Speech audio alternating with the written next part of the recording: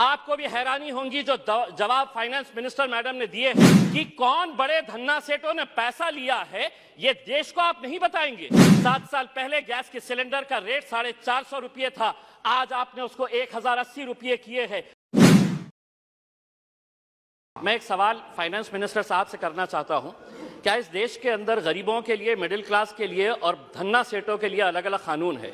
मैं आपको बताना चाहता हूं, अगर इम्तियाज जलील 50 लाख रुपए का अगर लोन लेता है और वो लोन डिफॉल्ट करता है तो बैंकों को ये इख्तियार है कि मेरा नाम, मेरे गारंटर का नाम, मैं जो प्रॉपर्टी मॉर्गेज कर रहा हूं उसका एडवर्टाइजमेंट अखबार के जरिए वो देकर मेरी प्रॉपर्टी सीज करते हैं और मुझे बदनाम करते हैं मैं 50 लाख रुपए का लोन लिया हूं।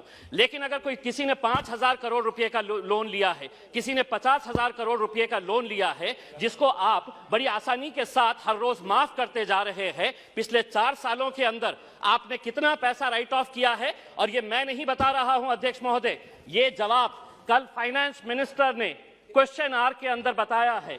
तो सुनिए, उसके अंदर पिछले 4 साल के अंदर कितना पैसा, 8,48,186 करोड़ रुपीस का लोन राइट ऑफ किया गया है। और जब हम इनसे पूछ रहे हैं कि किसका पैसा ये आपने राइट ऑफ किए हैं, तो जवाब सुनिएगा अध्यक्ष महोदय, आपको भी हैरानी होगी जो जवाब फाइनेंस मिनिस्टर मैडम ने दिए हैं। उसमें लिखा है, RBI has informed that under the provisions of Section 45E of the Reserve Bank of India Act 1934, RBI is prohibited from disclosing borrower-wise credit information. RBI ये आपको कह रहा है कि हम आपको डिटेल नहीं दे सकते हैं कि कौन बड़े धन्ना सेठों ने पैसा लिया है, ये देश को आप नहीं बताएंगे। आखिर ये पैसा 8,48,186 करोड़ रुपीस आपने राइट ऑफ किए हैं। इसका जवाब आप दीजिएगा कि मेरे लिए कानून अलग कैसा हो सकता है, और जिन्होंने धन्ना सेठों ने पैसा लेकर कोई लंदन भाग गया है, कोई सिंगापुर भाग गया है, उनका नाम भी RBI नहीं बताएगी हमारे को। दूसरा ये है कि मैं अभी सुन रहा था जगदम्बिका पाल साहब को। पाल साहब सुनिए, आप किसानों के बारे में कह रहे थे। मैं जिस क्षेत्र से आता हूं, देश का एक छोटा सा एक शहर है, उस क्षेत्र के अंदर, महाराष्ट्र के अंदर मराठवाड़ा एक छोटा सा क्षेत्र है, उस क्षेत्र के अंदर जनवरी से लेके नवंबर 2022 तक महज 11 महीनों के अंदर 940 किसानों ने आत्महत्या की है।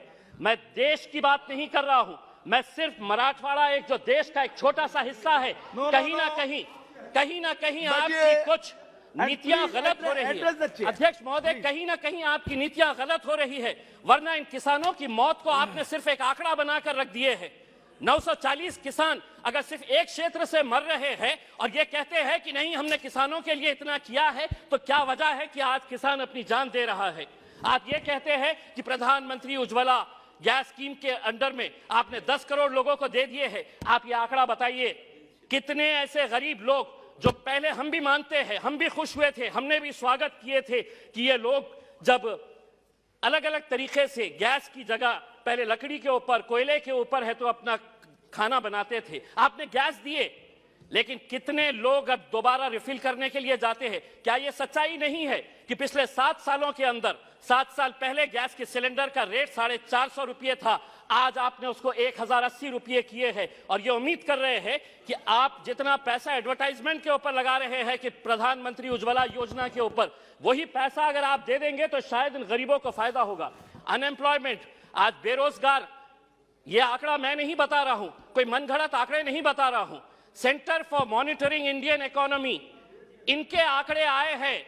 तो सुनिए फाइनेंस मिनिस्टर साहब, अनएम्प्लॉयमेंट रेट इन इंडिया अभी 8% के ऊपर आया है। 3 महीने का सबसे ज्यादा का आंकड़ा जो है वो अभी आया है। अध्यक्ष महोदय, हो सकता है आपके पास भी एक EPS 95 की एक स्कीम है, बुजुर्ग लोग, ऐसे बूढ़े लोग, और मैं फाइनेंस मिनिस्टर साहब को यह बताना चाहता हूं कि इनके पास भी सर 65 लाख ऐसे पेंशनर्स हैं जिनको पेंशन कितनी दी जा रही है, 250 रुपये, 500 रुपये। फाइनेंस मिनिस्टर साहब से मैं इसलिए मुखातिब हो रहा हूं कि ये मेरे शहर से आते हैं। अगर देश के फाइनेंस मिनिस्टर साहब, मैं आपको कहता हूं, लीजिए एक नाम भी नोट करिएगा, सुलोचना गडप्पा, 70 साल की महिला है, औरंगाबाद में रहती है, सुलोचना गडप्पा, फाइनेंस मिनिस्टर साहब, नोट करिए, आप औरंगाबाद शहर से ही आते हैं, उसको कितनी पेंशन दी जाती है? 250 रुपये। 70 साल की कोई बच्चा नहीं है, वो 250 रुपये के अंदर वो अपना घर का बसेरा करेगी। मेरा यह कहना है कि पेंशन स्कीम के अंदर आपके पास कितना पैसा है, वो पैसे से ईपीएस 95 के पिछले कई सालों से, और हर एमपी को इन लोगों ने खून से अपना लेटर लिखकर आपको निवेदन दिया है कि हमारे लिए कुछ तो भी करिएगा करके, आपके पास भी दिए हैं, आपकी भी फोटो छपी थी उसमें।